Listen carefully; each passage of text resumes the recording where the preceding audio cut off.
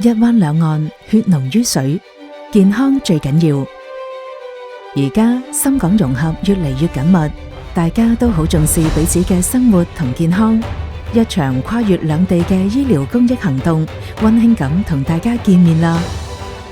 由香港慈善援助基金會主辦，港人服務中心、HKG 香港信心保證一齊協辦，深圳博愛曙光醫院承辦，深港跨境醫療慈善關愛計劃萬人口腔健康公益行動2026正式啟動。